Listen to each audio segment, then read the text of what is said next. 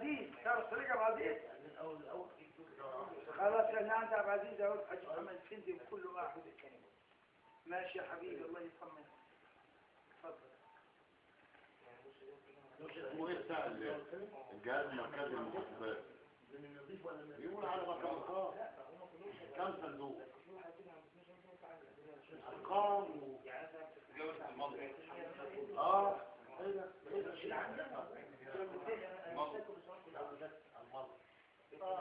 لا في واحد تاني جابوه جاب شفاف مع الواد جابر بتاع منشط ده تاني. ده انت لسه ما طلعتش حاجه يا عم الحاج. انت خدت الكام بتاع اللي على الوش والله ده لسه في الوزارات بقى انزل. ما هو انا عارف ان الكبير حرام خلاص. لو انا خدت ايه اللي هيحصل يعني؟ وايه يا اخي السكرتير المنايف دي طلع بكام مليار؟ مدير مكتبه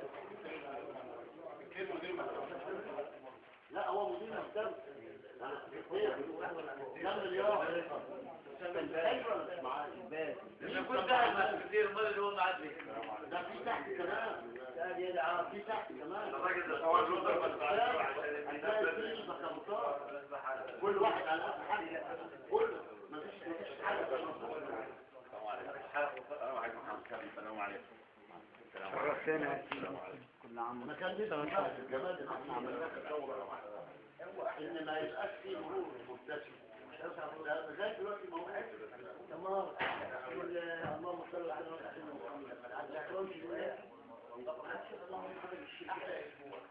بعدها بقى ايه اللي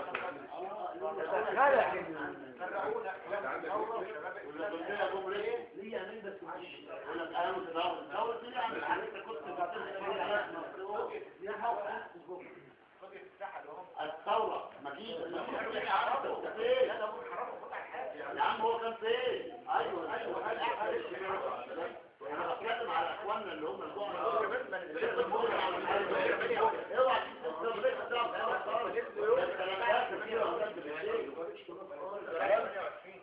امبارح كان الدكتور ابراهيم درويش اللي هو اسس علم الدستور بتاع تركيا اتكلم عن الجماعه اللي كانوا الله يحفظهم.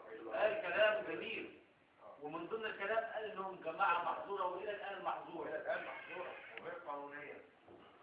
شو الدكتور قهوه بلدي قاعد البرلمان ده عمل ايه؟ قهوه بلدي كم قانون وكم قرار. هو اقول لك انا قرار عامل سنه واحده هي قهوه مره احنا في ولا في دلوقتي؟ احنا في ايه ولا في ايه؟ الثانويه العامه سنه واحده. مبروك يا مولانا. الثانويه العامه سنه واحده. بقى بلد لبس في مجلس الشعب بقى سنه واحده. هو ده انت تطلع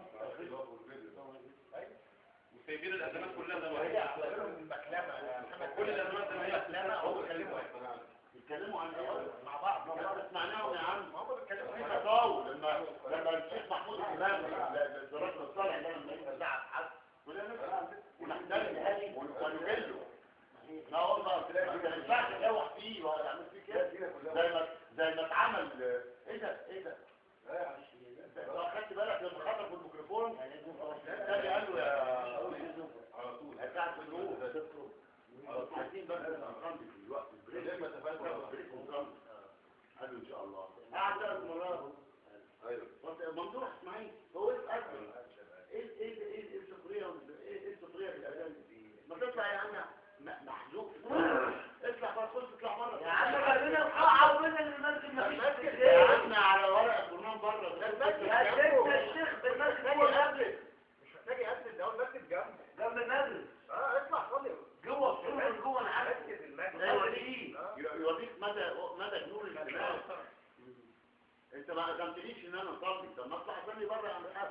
افرض هم مش عايزين يصلوا هنعمل ايه طيب؟ الوقت يسال ده معناه ايه؟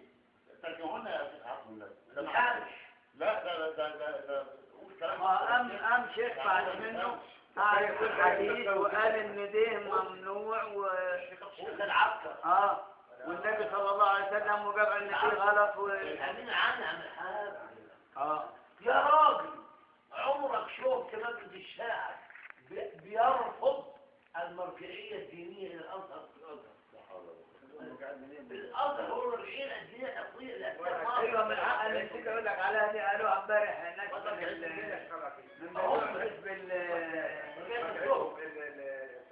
مرشد عام مثل الارشاد. مش عاوز اكلم مرجان الاول. انا المرجان هم بقى. واحنا بالدليل على المستوصف. هو في ايه يا عم؟ السلفيين يعملوا مرجعيه هو ما كانش قدامك اللي هم واحنا اخترناهم. امبارح اعتمدوا البهائيين ما كنتش فاهم حاجه، ما حدش ما هم هيلغوا مجلس الشعب، خلي بالك اللي هيلغوها قريب، وبعدين ان شاء الله هيرجعوا كما كان ومحدش هيقدر يكتبهم تاني. بس وانتهت المشكله. مما اعجبني قول قائل في هذه الظروف على هؤلاء الاشخاص قال يا ناس انتوا تايهين ليه؟ بقول له ازاي؟ انتوا العالم عايشين عمرهم في الظلمه، متى ما طلعوا في النور عميوا مش شايفين. والله يا محمد في كلمه ده اهي بجد. لا بس هم طالعين من السجون يا شيخ عبد العزيز. لما هو بيدخل طالعين يتفضلوا يا عم. طب انا اقول لك اهو. هو بيتكلم على ما هو انت لما تبقى قاعد في الضلمه فتره كبيره وتيجي تطلع في النور مش هتشوف. بتلاقيك عينيك ما بتشوفش خلاص. ولما تيجي تشوف خطأ. يا عم واحد فيهم فاكر امين الشرطه اللي كان واقف على الزنزانه، فاكره بالاسم وعارف بيشتغل فين، وعارف الضابط اللي كان ملازم اول في سجن معرفش ايه اتنقل بقى فين، وعارف عياله وعارف كل حاجه عنه. وطالعين للانتقام. الاول كان يقول لك ايه؟ لا حلوين منظمين طالعين ينتقموا. مرتبين. قلنا يا مسهل يا رب. ما كانش قدام، ما فيش حد اللي هو كان بقى حد الموظف غيرهم.